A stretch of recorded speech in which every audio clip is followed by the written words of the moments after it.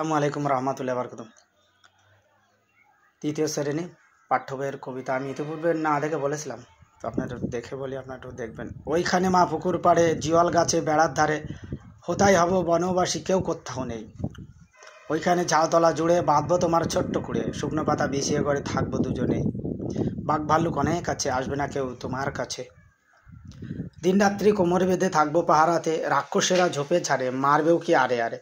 দেখবে আমি দাঁড়িয়ে আছি ধনুক নিয়ে হাতে।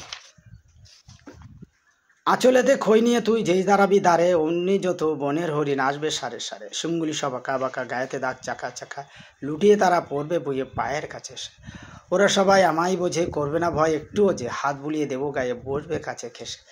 ফলসা বনে গাছে গাছে ফল ধরে মেঘ ঘনিয়ে আছে, ওইখানেতে ময়ূর এসে নাচ দেখিয়ে যাবে। শালিকারা সব মিছি মিছি লাগিয়ে দেবে কিচিমিচি, কাঠবেড়ালি লেস্টে তুলে হাত থেকে দান খাবে। হ্যাঁ বন্ধুরা, প্রকাশ থাকে যেখানে ফলসা বলছে, ফলসা আপনারা খেয়েছেন কি না কমেন্ট করবেন। আমি খেয়েছি, লিচুর মতো দেখতে এবং লিচুর মতো ছোট্ট দানা আছে।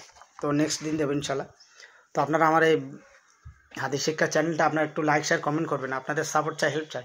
10টা টাকা যদি আপনাদের কাছে মাদ্রাসা তলেবুল ইলম এবং এতিম বাচ্চা, অনাথ বাচ্চাদের তাদের পালা পোষা করার জন্যে আপনাদের কাছে চাওয়া, তখনও আপনারা মাঝাব করেন। আর এখনও যদি মাঝাব করেন, যাদের বাবা মানে অসহায় অনাথ এতিম তাদেরকে দেখবে, অন্তত আপনারা একটু লাইক শেয়ার কমেন্ট করুন। এই পয়সা দিয়ে অন্তত তাদেরকে কিছুটা ক্ষুধা পিপাসা মেটানো যাবে ইনশাল্লাহ, আশা করি।